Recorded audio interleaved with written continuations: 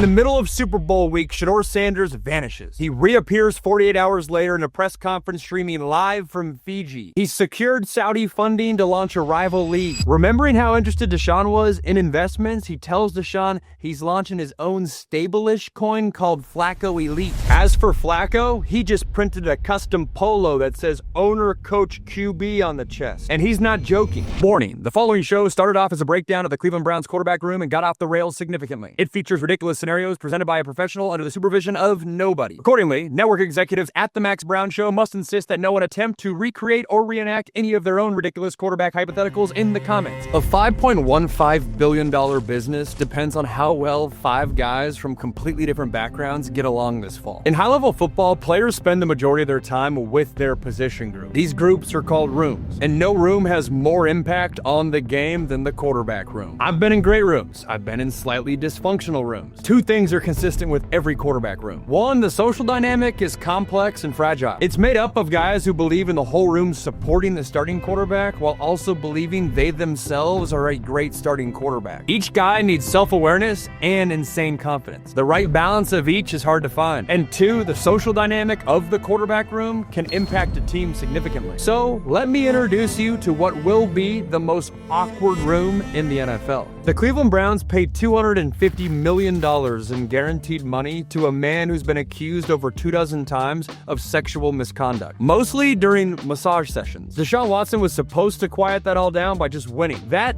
hasn't happened yet. He won't start a game for them in 2025 due to the ruptured Achilles, but he'll presumably be on the injured reserve list and at least in the quarterback room. Another guy in the room became the first Browns quarterback to throw for over 300 yards in 4 consecutive games in a miracle late season push to get the Browns to the playoffs in 2023. He became a fan favorite in the AP Comeback Player of the Year. The Browns rewarded him by letting him go. They didn't want him to put too much pressure on Deshaun, but sure enough, he's back. The other guy is somebody that I played with, so I'm putting my bias out there. But objectively, Kenny Pickett is 15-10 as a starter. He's the first quarterback the Browns pursued this offseason by trading a 5th-round pick to go get him. It didn't work out for Kenny in Pittsburgh, and there's been a trend the past couple years of guys having redemption stories at not their first stop. This is Kenny's redemption story. It's a contract year for him, and it's clear that they're bringing him in to compete with Joe. Then there are the rookies. They spent a top 100 pick on Dillon Gabriel. They couldn't pass up on the value on Shedeur. Their GM said they were just sticking to their board. They believe in positional value, and they believe in the best player available. All good talking points. We live by our board. We felt like he was a good, solid prospect at the most important position. We felt like it got to a point where he was probably mispriced,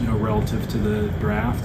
Really the acquisition cost was pretty light, and it's a guy that we think, can outproduce his draft slot. So I wouldn't say it's any more than that. For the last 25 years, the Cleveland Browns, by objective measures, have been the worst franchise in the NFL. And it's all because of one simple reason. They can't figure out the quarterback position. Since 1999, the Browns have had 40 starting quarterbacks. That's by far the most of any team. But in this, the year of 2025, they are bringing in as many quarterbacks as possible to change that. The problem is they can't keep all of them. And most importantly, they need the social dynamic in this quarterback room to work. So which of these guys is leaving? How's all this going to play out? Let's find out. Fast forward and it's August. Training camp hasn't even ended yet, and the Browns already have a problem. There are 5 quarterbacks in the room. The Browns have carried 4 quarterbacks into fall camp before, but they've never entered week 1 with more than 3. Someone's got to get cut, someone's got to get traded, and someone's about to make things way more complicated than they need to be. The Browns go with stability. Flacco is named the week 1 starter. Pickett dominated the preseason again, just like he always has, but it doesn't matter. The Browns quietly trade him to the Rams, who need depth behind Stafford. Inside the building, Flacco is taken to the rookies. Dillon Gabriel reminds him of a younger version of himself, confident, unflashy, quietly efficient, outside of the fact that they look absolutely nothing alike and their arm strength isn't in the same category. But even with that, they spend extra time together after meetings, breaking down coverages. Dillon calls him Coach Flacco and half means it. Shedeur is a different story. On paper, Flacco shouldn't be able to relate. The NIL money, the family name, the constant phone calls, but they find a weird rhythm. Dillon played with Ray Lewis just a few years before Flacco. They swap stories through Shedeur. It's weird, but it works. Dillon and Shedeur start bonding over becoming rappers. The more the NFL media tries to pit them against each other, the closer they get. Draft days.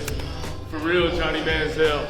Not 22 though, 94 though. And Deshaun, he's been quiet. But Flacco notices him listening in when they're talking about investments after practice. That's how it starts. By the time September rolls around, the Browns have their starter. Their rookies are oddly tight, and Deshaun Watson is about to make a very bad financial decision. The Browns start the season 2-0, but the cracks are already showing. They hit 4-4 by midseason, and the locker room starts buzzing about a change. Flacco's struggling, and the staff turns to Dillon Gabriel to shake things up. He wins games with ball security and savvy. Nothing flashy, just clean football. Meanwhile, Shedeur Sanders is stepping up too, but not on the field. He's strangely become Dillon's biggest cheerleader. The Browns keep hoping that Dillon's success will motivate Shedeur on the field. If anything, it has the opposite effect. He's no longer staying after practice for more reps. They see him leaving the facility on the phone every day. Since being benched, Flacco's got more time on his hands. Remembering how interested Deshaun was in investments, he tells Deshaun he's launching his own stable-ish coin called Flacco Elite. All the while, Stafford gets hurt in week 6, Jimmy G is middling, Kenny Pickett is next in line. By week 8, Dillon Gabriel's 4-0 as a starter and the Browns are 8-4. The fan base is on fire, but inside the building, now Shedeur is taking mysterious calls in between meetings. He's not investing in Flacco Elite coin though. He's thinking bigger. As for Flacco, he just printed a custom polo that says owner coach QB on the chest. And he's not joking. The Browns are 8-4 and Dillon Gabriel is the toast of Cleveland. But behind the scenes, nothing is normal. Shedeur hasn't taken a practice snap since October. He's still in every meeting, but stepping out constantly to take calls. Flacco swears he heard him answer one with Assalamu alaikum, but he just shrugs it off. The staff pretends that nothing's wrong, but the locker room's talking. Meanwhile, Flacco tricks Deshaun Watson out of his money in a Flacco Elite coin rug pull. Watson thought he was investing in crypto. Turns out he was just funding Joe's next 5 weeks. Because now Flacco's fully committed to his new role. Owner, coach, quarterback. Full Jackie Moon. He calls his own plays. He wears a headset when he's not in the game. He's organizing all-team barbecues where he's giving out shirts that say Joe knows ball. It's unclear whether they're mandatory or not, but the best part? Flacco and the Browns are still rolling. Meanwhile, Kenny Pickett gets a shot with the Rams after Stafford goes down, but struggles in his debut. Desperate Sean McVay makes a call. Max Brown drives in from his spot in West LA to help unlock his old friend Kenny as an offensive analyst. And by week 17, McVay, Max, and Pickett are quietly building the most dangerous trio in football, just in time to crash the playoffs. The Browns are in the Super Bowl, but even that can't hold this story together. In the middle of Super Bowl week, Shedeur Sanders vanishes. He reappears 48 hours later in a press conference streaming live from Fiji. He's secured Saudi funding to launch a rival league, the Polynesian Football League. 8 franchises, no salary cap, no oversight, just vibes. Dillon Gabriel is the first major signing, $10 million a year to lead the Hawaii Lava. Deion Sanders is ecstatic. He signs on as an advisor to the commissioner and calls it the recruiting pipeline of the future. Oh, and the commissioner? That's Shedeur himself. Shedeur's taking a page out of his mentor Flacco's book, but taking it one step further. He's commissioner, owner, coach, and quarterback for the Fiji Firewalkers. Back to the Super Bowl week, the Browns are still led by owner, coach, quarterback Joe Flacco. The other owners hate it, so Roger Goodell hatches a last-minute plan to stop him. He tries to frame Dan Campbell and hires someone to literally bite Flacco's kneecap off. He hired a known anti-Cleveland operative, but turns out he's a double agent. He flips, turns Goodell in. None of it matters because the Browns still lose to the Lions in the Super Bowl. They were cursed the whole time. As for the rest of the characters in our story, the Rams go down to the Lions in the NFC Championship game. But the 3 best friends that anybody could have win 3 of the next 4 Super Bowls together. And they all retire before McVay turns 50, Max turns 40, and Pickett turns 30. They retire and move their families up to the Upper in Michigan, where they coach a 2A high school football team and run the Wishbone. And it's happily ever after.